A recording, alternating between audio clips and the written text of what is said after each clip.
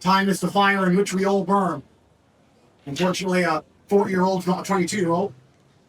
But I gave it my absolute all, and I have nothing but respect for Chase. I have no excuses. I'm not going to say anything bad about him. I'm not going to make up any reasons. He was the man who won. He deserves his victory. Truthfully, completely, honestly, I'm actually very proud of him. And I'm glad to know that Misfits has a true champion, because he is a true champion. Because he showed tremendous heart, tremendous grit. He fought to the end just like I did. So I'm not disappointed in myself. I operate from that frame. The only way I would be disappointed in myself is if I was too scared to fight at all. And when I first agreed to fight, when I told Max, there was a conversation, and everyone said, Andrew, you're 40 years old. You just got out of jail. You've been through so much. You have so many problems. There's so much going on. Why would you do this? Why would you risk it all? Why would you get in there? And I felt a tinge of fear for the first time in my life. And that's when I knew I had to fight. Because the second I felt afraid, I knew I had to fight. I can't live doubting myself. Seeds of doubt grow into forests of inaction. I don't operate that way. Chase and I had to fight again tomorrow. I'd go tomorrow still with 100% bleeding. So even though I know you just be, that's who I am. So I don't, the second I knew that, I was worried about it, I knew I had to do it. And I'm not afraid to lose. I'm afraid to not try. So once again, absolute respect to Chase. Complete respect to Chase. No excuses. I'm not going to give you any bullshit about injuries or any of that crap. You go in there, you fall against the odds, and you beat me, and he deserves full credit. He's a true champion.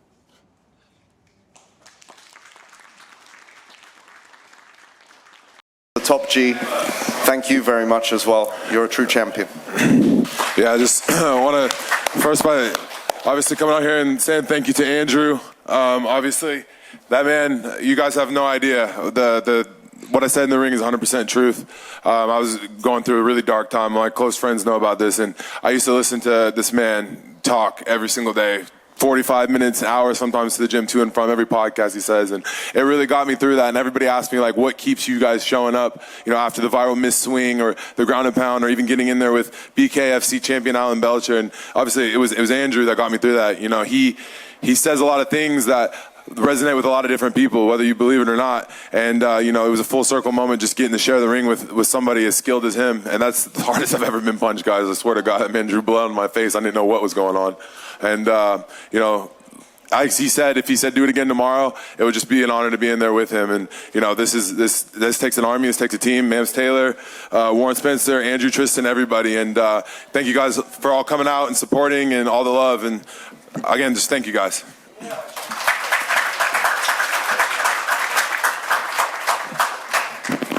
Guys, give Chase one more round of applause, genuinely.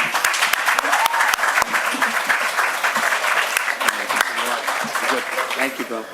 And I guess that's the lesson. I'm not going to stay too long, but if there's any lesson in this, for everybody at home, it's that it's okay to lose, but it's not okay to live with a what if. I can sleep knowing I lost. I couldn't sleep watching all the Misfits fights thinking I could have done it and not try. I can't live that way. I'm not a what if guy. My life is going to be a tale of all the times I tried and succeeded and tried and failed. There's not going to be a single what if hanging over my head on my deathbed. Wow. And I just encourage everyone at home to do the exact same thing. If you're wondering about something or you're not sure about something, fucking go. Because you can live with the loss. You can't live with the what ifs. You can't live with it. And I also just want to add, if he ever wants to run that back, I would love to share the ring with you again, Andrew. I would love that. It'd be an honor, man. Thank you, sir. Thank you. Good job, boys. Thank you, guys. And probably the best fight I've seen on Misfits. Maybe the best fight I've ever seen in my life. I mean, up there for sure. El Kukui, Warren Spencer, unbelievable back and forth. And what a fight. I could barely remember who won. I mean, it was so much back and forth. Thank you guys as well. Tony, how does it feel to be back again on this winning streak and being just unbelievable champion? I want to say thank you to Warren for taking the fight. He's tough as fucking nails. And thank you, Misfits Boxing, for giving us the platform. Thank you to God. Thank you to my family for being able to give me these talents and do what I love. And it's a dream come true, mams. I'm going to be real. This is awesome and just demonstrating my way to be out there and be an athlete. So thank you. No, thank you. The pleasure is all ours. And Warren, unbelievable. You lost a tooth in that ring. No way. Yeah, I know. I felt it. How's that body, Tony? How's your body feel? I feel good, man. My hands are a little sore from hitting your face, man. It's fucking crazy. Good body shot, by the way. Yeah, no, I broke my hand on your face. So, listen, all respect to Tony. I'll be honest with you guys. I had absolutely no business being there tonight. He's a legitimate legend of the sport. He's a legend of the game. There wasn't even 1% of me that thought I was ever going to lose that fight. I had some complaints in there, back of the head, whatever. I don't really care. Just like Andrew says, we don't live on what ifs. We just get up and we fight. And the only people that ever lose in life are the ones that don't get up and keep trying. And we have to keep trying, no matter what. And look, I always say, losing feels worse than winning feels good. And it's true because a loss can cut deep, but it stays with you forever. And the amount of power that you gain in life from going through a true test and a true challenge like this, it tenfold exceeds 10 wins in a row because it shows true character, it shows who you are, and if you're willing to take a shot and roll with the punches and keep throwing back, then you're going to win. I always say I have no time for losers in life because a loser is someone that just gives up and doesn't get up and keep fighting. So to anyone out there that watched these performances tonight, you all got your money's worth, motherfuckers. So pay up next time, and it's going to be double the price because you know what you're going to get. Because we all need to get paid a little bit more for doing this. And look, I'll be honest, I didn't think the fights were going to end up the way that they did tonight. But one thing that I am very, very happy with is that we have a few battle scars now. We have some experience under our belt. And me, my boy, Top G, we're going to go smoke a cigar. And we're going to get on to the next one. And life goes on because... Just came out of nowhere. And life goes on because it's a beautiful sport. And boxing on Misfits has never been bigger. We have now the biggest name on the planet, Mr. Andrew Tate, who's the CEO of Misfits Boxing. And I believe that this promotion is going to go into the fucking stratosphere now. There was a man sitting right next to me that has influenced and that has charged up young men on this planet like no man has ever done before in this age, and no man ever will in this age. So, brother, it's a blessing to have you sat next to me right here after we both had a fucking war. And thank you all for coming tonight. I really, really appreciate you all being here. And buy the fucking pay-per-view twice. Thank you. Thank you, Warren. Thank you, Tony. And least but not last, Mr. Vargas. What a fight. Legendary boxing family, living up to that name. You are now 14-0. It was a very personal fight right from the first bell. And it was an absolute battle. It was such a war. Fantastic performance. How did you feel? I just want to congratulate all these legends that are here. They worked all hard, and it's just an honor to be here along great fighters and people that have influence over the world. I think that is amazing that all these people have voices and they're shedding light, and I think that is amazing. And this fight was personal. This guy was being a clown and speaking on, my mother telling him to make her quesadilla and being racist, and I want to speak light on that. I think if I were to say things about my cousins African American, I think they would take it the other way around. But I was raised right from my mother and father, and I have respect. And I did everything that I needed to do in training camp. I listened to my father. My father's a 3-time world champion, a 2-time Hall of Famer. And I'm going to continue to keep listening to my team and trust in God and put my head down and continue to keep working hard. And this fight was very emotional for me.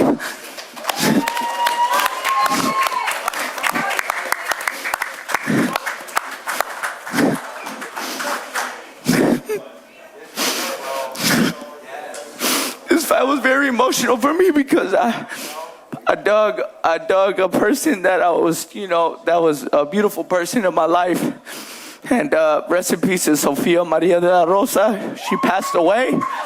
And I told her in her grave that this fight was for her, and I worked so hard.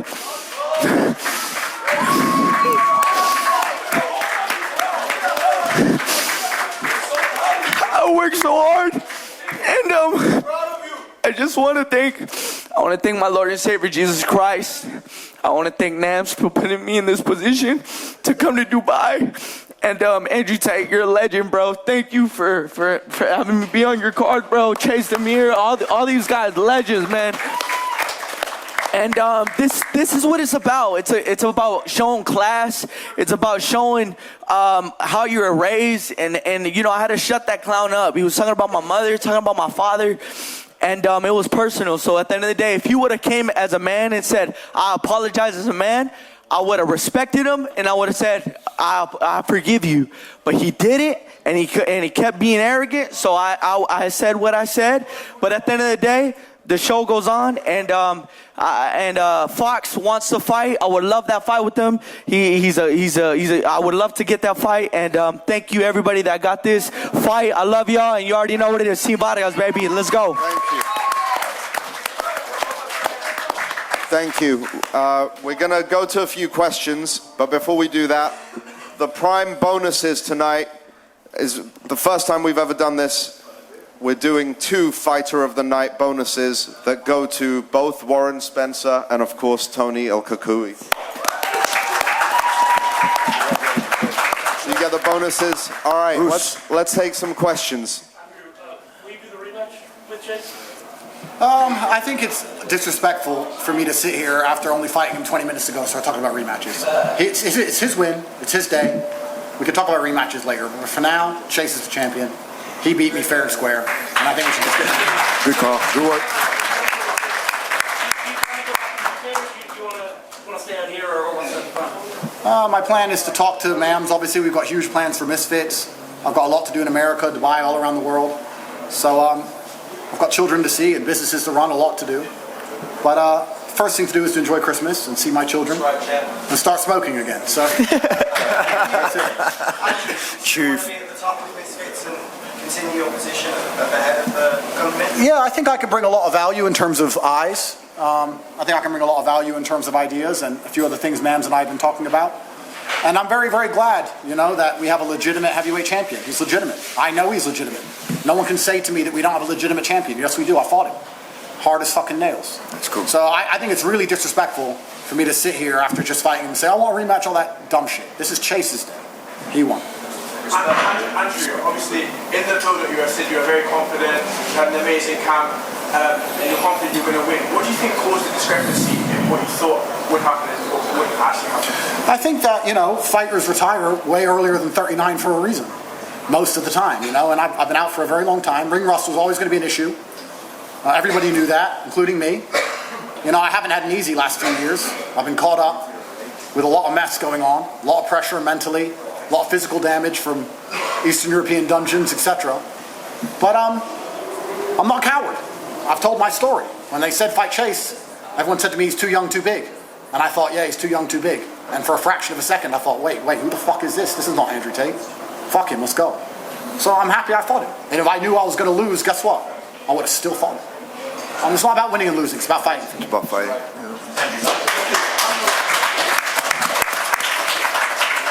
Go ahead. Yes, Simon. Hi. How are you? Oh, great to see you. Good to see you, Joe. Do you feel the energy to take on another champion pretty soon? If the stars align, yeah. I'm not saying I retire, but I think a lot of people make hasty decisions. You know, after losing a fight in front of the world, a lot of people, their egos are hurt, emotions are high, etc. I try and stay quite temperate. So right now, like I said, Chase's day, go home, chill, relax. Got 4 of my beautiful children waiting for me at home. Gonna play with the kids. Maybe count my money to feel better. It's high. And by the time that's done, my eye will be healed. And we'll see. Yeah. I know we couldn't get the KSI Jake Paul fight, but what about Jake Paul and Andrew Tate fighting in the next? I've got to win some fights first. I got to win some fights before I deal with Jake. Andrew, They have it. triple-digit times in your career. Psychologically, how did you feel coming back into this fight, given the magnitude of the time off? If I had to explain the fight, I felt good. Fighting camp went good. I felt good psychologically. first couple of rounds I was winning. I think when we started tying up, he's just really big, really young, really fit. And I think I got tired, but that's not an excuse in any regard. That's just him sticking to the right game plan and beating me up. So fair play to Chase. I've had lots of fights myself, and I don't like when people sit at the presser and start giving a bunch of bullshit. Chase won. That's it. And it seemed at times that you were losing your footing. Was that the case? Ever been punched in the face, friend? I have. Well, I mean, if you got hit a little harder, you wouldn't ask such silly questions. No, Oh, well, I mean, you're from the sun, right? Hey guys in the back, can we have quiet, please? Well, mainstream media, that explains that. So, yeah, Chase hits hard. It's a 110-kilo heavyweight champion. Question for Andrew Tate. I'm the new CEO of Misfits Boxing. I'm previously replacing KSI. Could that be a fight made in the near future, potentially? You know, I think before any mega super fights, I need to win 2 or 3 fights first. You know, I think it's stupid for me to lose a fight and then start saying a bunch of other people's names and all this shit. That's not how I am. I like to believe, for one of the most well-known people on the planet, I'm quite humble and quite grounded. And I understand I just lost a fight. Sure. And for me to sit here and start calling out names is ridiculous. You know? Let me, like I said, finish Christmas, come back, win 2, 3, 4 fights. Ring rust is gone now, warm-up's over, etc., and then we can talk about super fights. Chase, congratulations, amazing performance. What's the overriding feeling that you have right now? Honestly, guys, like I'm grateful for the opportunity. You know, Andrew could have fought anybody in the world, and I think that every champion on Misfits should go through trial by fire like that, because holy shit, like that man can punch. He's fast. He truly is a cobra, and I've had, you know, fought guys in Mexico, obviously fought guys on Misfits, Kells, big dudes, and Andrew's he's got something for everything. That man is quick. He can dodge. He can take a punch. And yeah, I think trial by fire is how Misfits should operate. And obviously he's the CEO, so he has executive orders and all that. Tony, who's next? Santa. Jingle these bells, bitch. Let's go.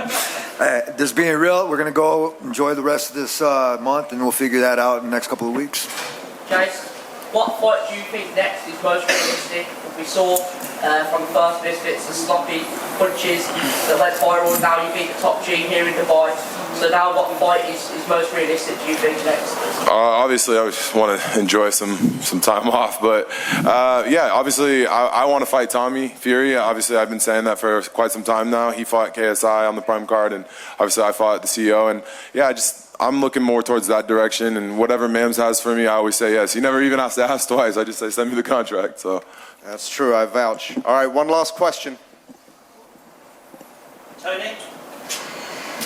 What's up, Fred? How does that fight against DeMoor and rank in terms of all the fights you've had in your career? I know you had a lot of wars in the UFC. You had the fight.